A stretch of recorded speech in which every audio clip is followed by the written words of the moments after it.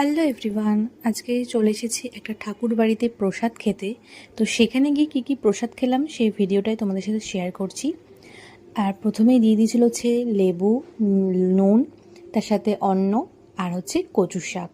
এই কচু শাকটা যে এতটা টেস্টি হয়েছিল, মানে কি আর বলবো, আমার তো ভীষণ ভালো লেগেছিল। আর শুধু আমার না, আমরা যেই কজনে গেছিলাম সবার খুব ভালো লেগেছিল। আর তারপরে দিয়ে দিয়েছিল হচ্ছে শুক্তোটা আমি অতটা ভালো খাই না, তাই একদম অল্প নিয়েছিলাম।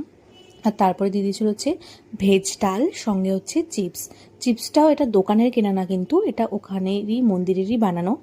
এটাও খেতে দারুণ হয়েছিল। আর তারপরে দিয়ে দিয়েছিল হচ্ছে মোচাটাও বেশ ভালো হয়েছিল। আর তারপরে কিন্তু পড়ে গেছিলো বেগুনি, সঙ্গে হচ্ছে একদম বাসন্তী পোলাও, মানে পুষ্পান্ন। এটা পুষ্পান্নটাও খুব সুন্দর, ব্যালেন্স টেস্টটাও ছিল, মানে মিষ্টি এর ব্যালেন্সটা খুব ভালো ছিল। আর তার সঙ্গে দিয়ে দিয়েছিল হচ্ছে পনির।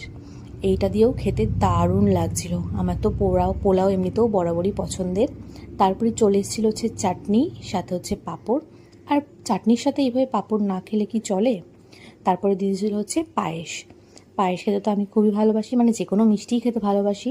আর তারপরে দিয়ে দিয়েছিল হচ্ছে রসগোল্লা।